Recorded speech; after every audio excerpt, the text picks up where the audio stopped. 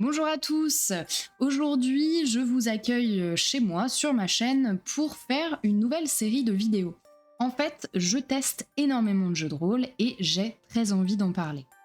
Que ce soit des jeux de rôle qui sont faits maison ou des univers officiels, j'aime tester plein de choses. J'aime tester aussi des groupes pour voir la synergie, pour voir comment ça s'organise, rencontrer des joueurs pour voir comment eux pensent leurs personnages, des MJ pour voir comment est-ce que eux appréhendent les intrigues ou les systèmes.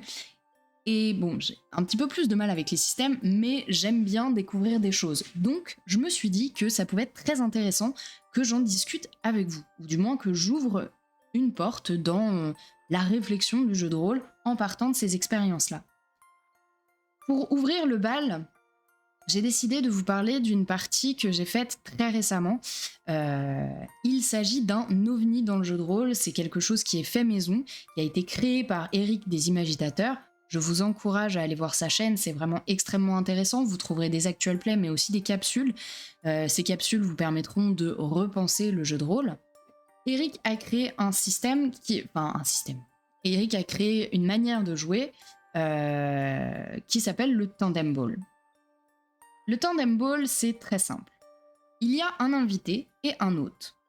L'invité va choisir l'univers dans lequel ça va se passer. L'hôte va choisir la première scène, en gros. Moi, j'ai choisi un univers dans lequel j'étais à peu près à l'aise, un univers très sombre, contemporain, qui me permettrait de dévoiler toutes les noirceurs de l'âme humaine. J'aime la torture psychologique. Et cet univers, si je ne vous révèle pas son nom, c'est parce que je pense que ça va sortir en actual play et que je préfère vous garder la surprise. Bon, si jamais ça vous titille trop, n'hésitez pas à venir me poser la question, je vous répondrai bien entendu. Ou pas, allez savoir. Bref, donc j'ai choisi cet univers et Eric m'a donné un pitch. Normalement, il en propose plusieurs, mais on va pas se mentir, sur l'univers que j'avais choisi, il n'y avait qu'un seul début. Il n'y avait qu'un seul bon début, je trouve. Et... Oh, il n'y en avait peut-être pas qu'un seul. Là, j'en ai 2-3 autres qui viennent. Bref, mais celui qu'il a choisi est vraiment extrêmement représentatif et plonge directement dans l'univers. C'est là que la partie commence. C'est-à-dire que c'est maintenant. Avant, moi, je lui avais juste envoyé mon idée d'univers et 4-5 jours plus tard, on a commencé à jouer, ou peut-être même une semaine. Mais entre-temps, à partir du moment où je lui ai donné cette idée d'univers et les 3-4 lignes qu'il m'a lues, il n'y a rien eu. C'est-à-dire que nous n'avons pas créé de personnage. Nous n'avons pas exploré, on ne s'est pas dit, bah tiens, on va plutôt aller faire une enquête, ou alors on va plutôt faire de l'horreur, ou voilà. On ne s'est vraiment pas parlé de ça, on ne s'est quasiment pas parlé de cette partie. Et ben moi, je suis arrivée... Eric m'a sorti ces quelques lignes d'introduction et là, c'était à moi de jouer. Il m'a renvoyé la balle, en fait. D'où le Tandem Ball. Et là a commencé le premier problème pour moi. Je sors totalement des sentiers que j'arpente habituellement en jouant à Tandem Ball. Moi, je suis quelqu'un qui adore créer son personnage en amont. J'ai besoin de fantasmer certaines scènes avec mon personnage. Ça me permet, en fait, de l'appréhender, de savoir comment je vais jouer, d'avoir une petite couleur, une texture, de donner un goût, en fait, à la partie qui va arriver. Et j'adore ça. Vraiment, c'est un de mes dadas. Pour autant, c'est pas parce que j'imagine tout ça que je reste vraiment figée sur quelque chose. J'aime aussi que le MJ vienne bouleverser tout ça. Si on n'est pas d'accord avec le MJ, ben go. Dans Tandem Ball, cependant, il n'y a pas de MJ. Tout le monde est MJ et tout le monde est joueur. Et surtout, il n'y a pas de nom qui tienne. C'est une des premières choses que Eric m'a dit. Quoi qu'il arrive, tu dis oui. Et si jamais tu as quelque chose à rajouter, c'est un mais en fait qui va arriver. Tu vas dire oui, ok, super, ton idée est géniale, mais je vais rajouter quelque chose. Bref, entre ma pratique du jeu de rôle où je vais créer mon personnage et Tandem Ball, il y a déjà quelque chose qui rentre en collision, on va dire. Parce que je me suis retrouvée dans cette première scène et je ne savais pas qui jouer. Je ne savais pas du coup comment aborder l'histoire, où est-ce que l'histoire allait nous lancer. Et ça m'a vraiment perturbée parce que tout au long de la partie, j'étais un peu concentrée et déconcentrée surtout parce que j'essayais de trouver, de cerner mon personnage. J'essayais de savoir qui elle avait été pour pouvoir savoir qui elle allait être sur cette partie. Ça a été un exercice assez complexe, je trouve, mais qui est assez enrichissant. Et j'en ai parlé avec un ami avec qui j'ai joué à Survivre au Crépuscule. Vous trouverez la partie en actual play sur cette chaîne. Lui me disait qu'il ne comprenait pas pourquoi je m'étais sentie décontenancée, désemparée, parce que je n'avais pas de personnage, puisque de toute façon je l'avais fait sur Survivre au Crépuscule.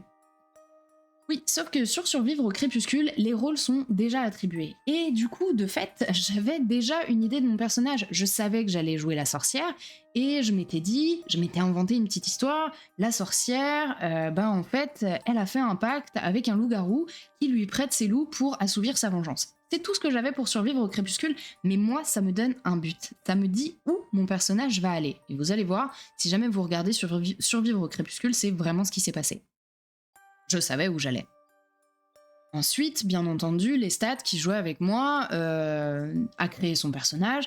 Les deux personnages étaient complémentaires. Est-ce que c'est parce que les stats et moi, on a l'habitude de jouer ensemble, ou est-ce que c'est parce qu'on avait choisi le contexte ensemble et que du coup, c'était assez évident? Je ne sais pas. Toujours est-il que, revenons à Tandem Ball, je me retrouve dans cet univers et dans cette salle, et je ne sais pas qui interpréter. Et 4 personnages me viennent d'un seul coup et je dois décider. Contrairement au pseudo que j'utilise, je ne décide pas très rapidement. Pour ne pas dire que je peux mettre une campagne entière à décider du camp dans lequel mon personnage va se trouver. Ça donne forcément lieu à pas mal de choses, des scènes un peu cocasses ou alors vraiment tragiques et bon. I'm a drama queen. Donc, ça me va parfaitement. Là, je partais sans filet. J'avais pas le filet du personnage. Le personnage, c'est tout de même une grande sécurité. Une autre chose qui m'a marqué sur Tandem Ball, comme je vous l'ai dit, c'est quelque chose qui est plutôt destiné à l'actual play.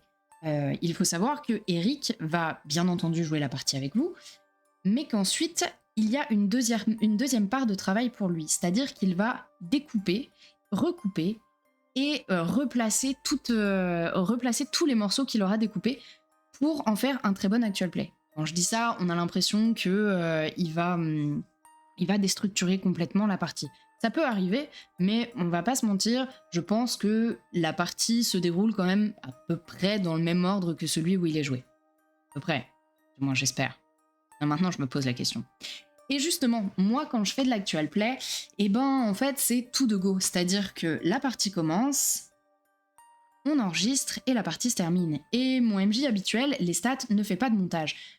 Mais pendant la partie de Tandem Ball, on a fait pas mal de HRP. Et je savais que c'était ok d'en faire, puisque de toute façon, Eric allait faire du montage. Et à ce moment-là, je me suis dit, mais comment il décide? À quel moment? Est-ce que ça va être dans la partie? Comment est-ce qu'il va sélectionner? La partie est pas trop longue, on s'en fiche si c'est trop long. Et j'ai été totalement perdue parce que le HRP a une place très importante dans Tandem Ball. C'est vrai qu'on a tendance à dénigrer un peu le HRP quand on est en jeu de rôle, mais dans Tandem, c'est extrêmement important d'en faire parce que ça vous permet de vous connecter à la personne qui joue avec vous. Ça vous permet de mieux lancer la balle, de se mettre d'accord en fait, en somme. Ça, c'est un loisir qu'on peut avoir parce que finalement, comme il y a le montage derrière, c'est ok, tout va bien. Le montage pourra gommer un peu ces accords et faire quelque chose d'extrêmement dynamique. Sauf que moi, j'ai l'habitude de ces parties où, en fait, on se lance, on prend une grande inspiration, et puis on expire à la fin de la partie parce que, en fait, il faut tout gérer, c'est maintenant, c'est tout de suite. Il n'y a pas, viens, on prend une pause de 5 minutes et on essaie de voir à deux comment ça va se passer. Non, le MJ me donne la parole et je fonce. Et je fonce. Et parfois, je fonce droit dans le mur. Mais c'est ce qu'il y a de meilleur, on est d'accord. Bref, dans Tandem Ball, on va beaucoup en parler. Et c'est là que j'ai eu cette conversation aussi avec Eric qui me disait « Mais le HRP est souvent mal considéré à tort. » C'est vrai que moi, je me suis rendu compte que peut-être que je discutais pas assez HRP avec les autres joueurs et avec le MJ au cours de la partie. Mais c'est pas le même genre de partie. Autre chose que Tandem Ball m'a apporté, et là, vous allez voir que c'est directement en lien avec ce que je viens de vous dire juste avant. C'est dans cette part de dialogue, comme il n'y a pas de MJ, il n'y a personne pour vous demander mais dis-moi comment se sent ton personnage. Et c'est vrai, je me suis rendu compte à ce moment-là que jamais, en tant que joueuse, je ne le faisais. Même en l'insérant dans du RP. Imaginons que vous êtes dans une taverne en train de boire un verre et que à un moment, il y a la serveuse qui commence à avoir des soucis avec un homme, un autre, un espèce de gros barbare, et chope le ménestrel qui emmerdait la serveuse et commence à le tabasser devant vous. Jamais je ne me pose et je ne regarde les joueurs autour de moi en leur disant « Ben moi, personnellement, mon personnage est impitoyable et s'en fiche complètement. Elle trouve ça absolument stupide de se taper là-dessus pour ça, mais j'observe chacun de mes compagnons et je veux savoir ce que vous ressentez, ce que je vois. » C'est hyper important qu'on le fasse en fait. On le fait en tant que MJ, mais on le fait très peu en tant que joueur. Et je pense que c'est un tort. Alors, je ne sais pas si tous les MJ apprécieront que les joueurs questionnent les autres joueurs. Mais moi, je pense que ça peut être hyper intéressant pour la cohésion de groupe parce que ça dénote d'un certain intérêt, en fait. Ça va montrer que vous, en tant que joueur, vous êtes intéressé par ce que l'autre personnage fait. Et ça, c'est ce qu'il y a de vraiment, vraiment cool dans Tandem Ball. C'est que finalement, tout ce qu'on fait pendant Tandem Ball, bah, ça intéresse forcément la personne en face parce qu'il n'a pas le choix que d'écouter et de rebondir. Et je trouve ça vraiment sympa. Un avantage de Tandem Ball, c'est que ça m'a montré surtout que j'étais pas forcément très fortiche en improvisation. Certainement parce que, soi-disant d'après le créateur, j'ai un peu du mal à me laisser aller et à appréhender juste l'histoire. Soi-disant, je réfléchis trop. Bon, c'est vrai, d'accord. Mais ça m'a montré aussi que j'étais capable d'improviser et surtout que j'étais capable d'améliorer mon improvisation. Et comme je commence pas mal à me jeter en ce moment, je vous avoue que je l'ai bien ressenti. J'ai ressenti un certain malaise au cours de mes parties où je me jetais, et c'est quelque chose que j'ai retrouvé sur Tandem Ball. Mais il y avait un filet de sécurité sur Tandem Ball, parce que j'avais en fait un autre MJ avec moi qui pouvait m'aider, qui pouvait me guider, qui pouvait me dire « Hey, me suggérer des choses » et qui acceptait les choses que je lui suggérais. C'est vraiment, vraiment un bon exercice, je pense. Un très très bon exercice. Bon, de toute façon, Tandem Ball, vous allez en entendre de nouveau parler parce que je pense que je vais en faire quelques parties. En fait, sans vous mentir, on a prévu avec Charlie de faire une partie de Tandem Ball avec des personnages qu'on adore, qui viennent des univers de DC Comics. Je ne vous en dis pas plus, mais si vous voulez un indice, je vous recommande vivement l'épisode 2 ou 3 de la série Batman que Eric a fait en solo. En attendant, j'espère que Tandem Ball vous aura intrigué, j'espère que vous allez aller voir la vidéo et j'espère surtout que vous allez jouer une partie de Tandem Ball, que vous l'enregistriez ou non, essayez, prêtez-vous au jeu et surtout, envoyez-moi un message, dites-moi ce que vous en avez pensé. Je serais vraiment ravie de partager avec vous autour de ça. Bon, pour moi c'est terminé, j'espère que cette vidéo vous a un petit peu renseigné, qu'elle vous a amusé, c'est un format un petit peu plus court que d'habitude. N'hésitez pas à me dire en commentaire ce que vous pensez de Tandem Ball, si vous aimez l'émergence, si vous n'aimez pas l'émergence, est-ce que vous pensez de ces systèmes où on est en tous MJ, tous joueurs, et surtout, n'oubliez pas, roulez bien.